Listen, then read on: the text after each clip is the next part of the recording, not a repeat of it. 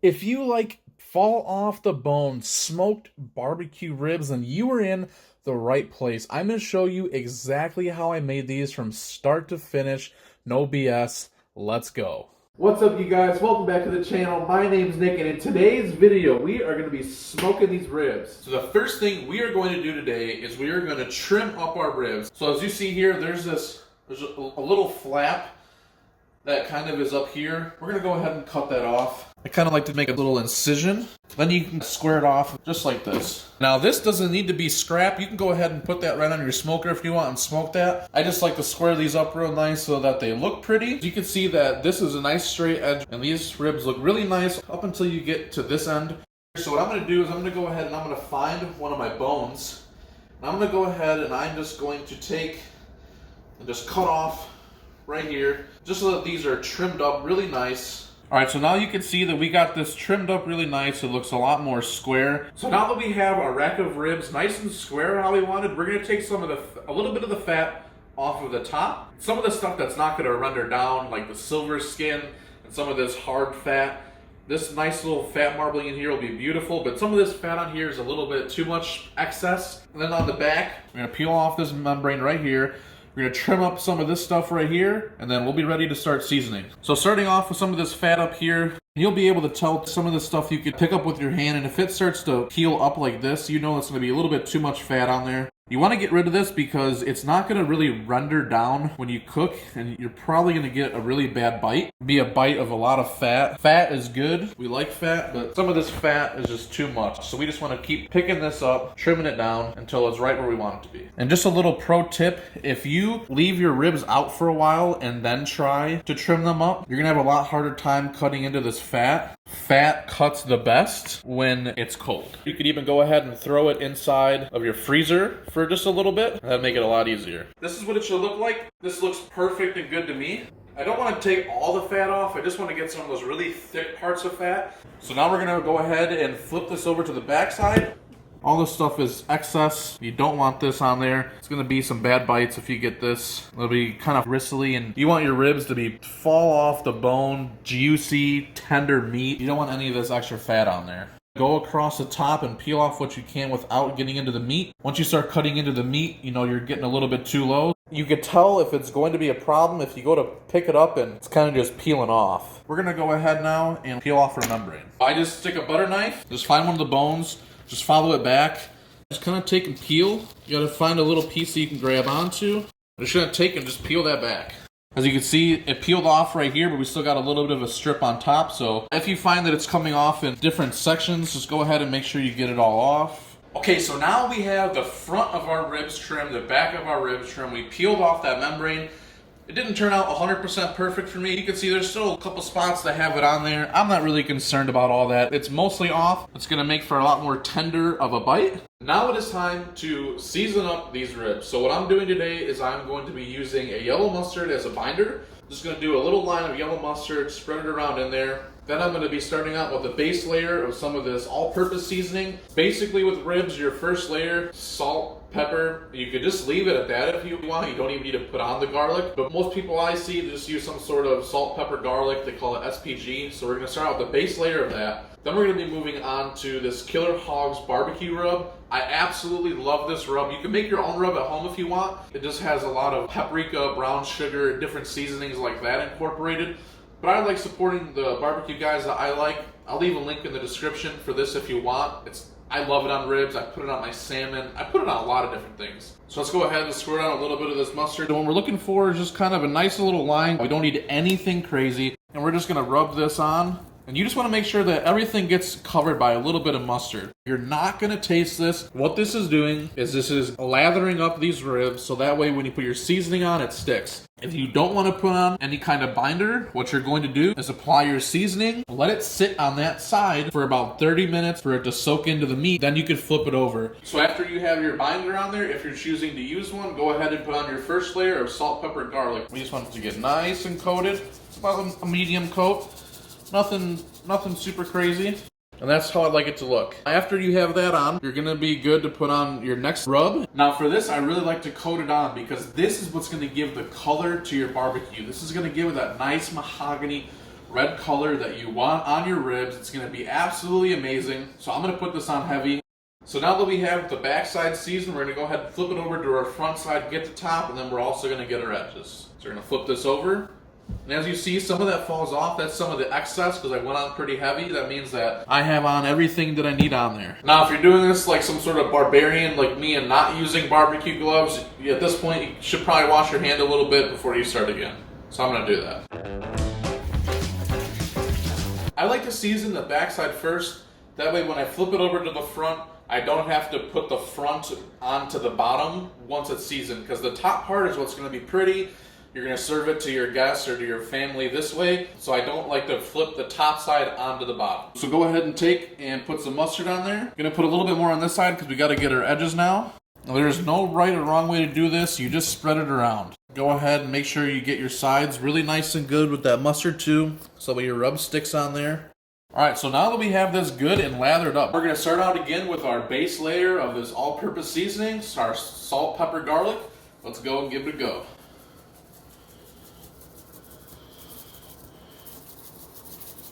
And make sure that we can get our sides.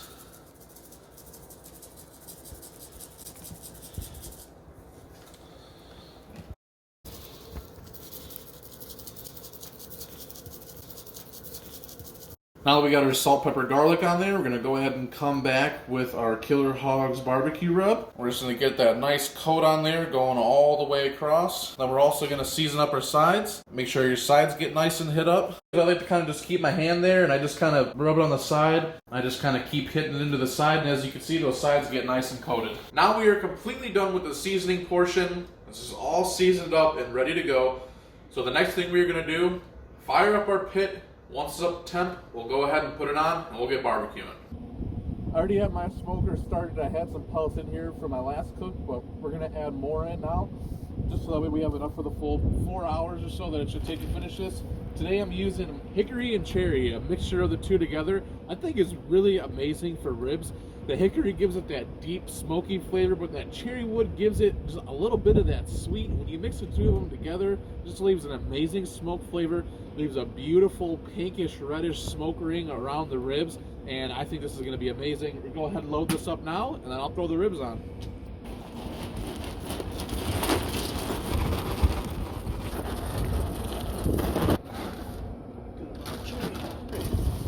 You want to make sure that after you get these in here, you mix them up. I could be fancy and buy like a mixing bucket or something, but this is backyard barbecue. I don't got time for that. Just stick your hands into your hopper and just stir them together. That's good enough for me. Go ahead and leave that in there, and that's good. All right, so now that we got our rack of ribs, we're just going to go ahead and throw it on there. Just take your rack and set it on the grates. I always put the meat side up. Then just kind of scrunch them together how you want them to cook. However you put these on here is however it's going to cook. So bunch up them bones together real nice and put them on there. And then we're just going to let these sit here and smoke. I am going to push these a little bit back actually.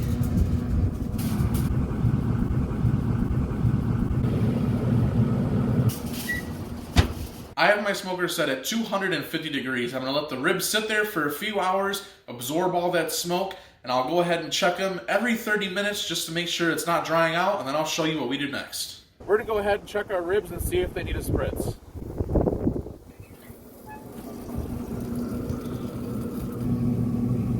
They look a little dry, so I'm going to go ahead and spray them down. What I have here is just some apple cider, nothing else.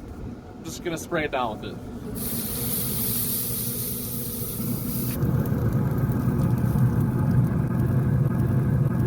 Our ribs are ready to come off. We're going to get them off the smoker and then wrap them up. Now that our ribs are done, we are going to take them off, put them back on our platter.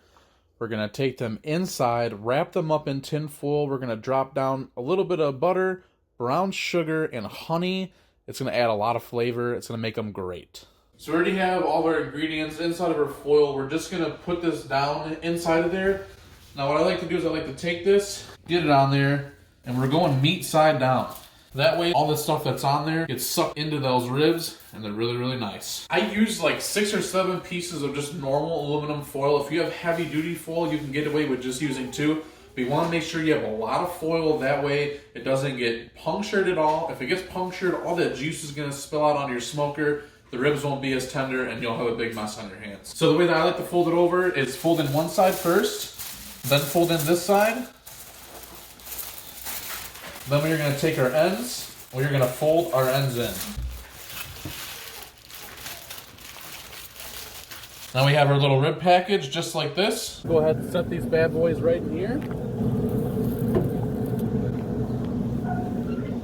Now we just get it shut down. We're going to check it in about 45 minutes. We want to make sure that the temperature is around 202, 204, 206, somewhere in that range, and then it'll be time to glaze. We're back at our smoker now. I'm going to go ahead and check the internal temperature. So we're going to open up our foil pack. And once we get it open, we have a lot of nice disintegration going on, so my guess is that we're done. This is super tender. Yep, and we're hitting 203, 205. That's right where we want it to be. So I'm going to pull it off.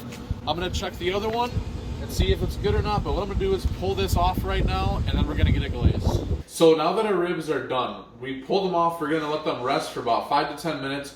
We're going to make our glaze right now, glaze them, put them back on the smoker, and then they'll be ready to eat. For our glaze today, we're just going to be using some Sweet Baby Ray's and a little bit of this apple cider that I have. I think the two of them together are going to be great, mixed up, and we're good to go. So now it's time to glaze up these ribs. We're going to open up our foil pack. They've been resting for about 5 to 10 minutes. You can see that it has some really great disintegration. We're just going to kind of pick up on these bones and then let these drain off a little bit. We're just going to go ahead and glaze this on now. We're going to get some of this sauce on here. We're glazing. Don't forget those bones. Glaze up those bones too, make them look real nice and pretty. Let these go like this. Then we're just going to we're going to put them out onto here. Dispose of this.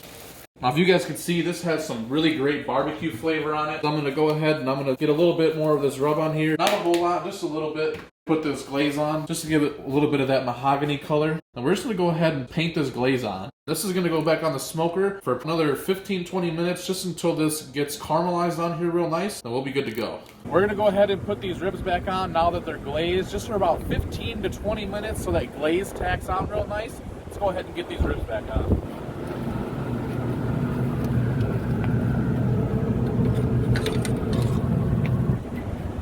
Alright, so now our ribs are done glazing. We are going to go ahead and pull them off of our smoker and get them inside, cut these bad boys open, and get to eating.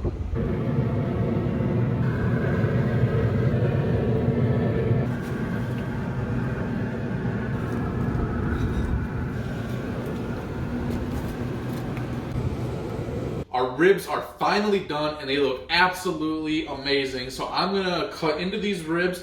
But before I do, I want to just give you a quick recap on what it was that we did today.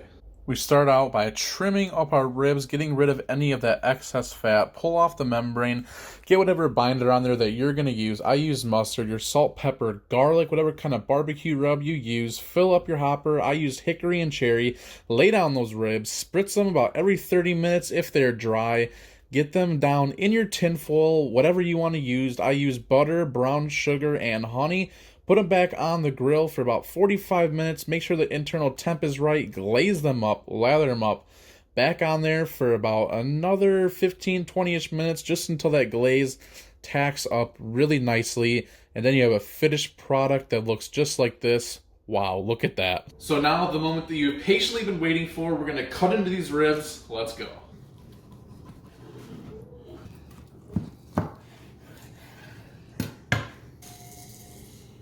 Alright, now the moment you guys have all been waiting for, I'm going to take a bite. Oh my gosh. These ribs literally could not be more perfect. Look at how that bite was. It's so juicy, it's so tender, but it's not mushy. It doesn't just fall apart. It'll come clean right off the bone if you peel it. Look at that.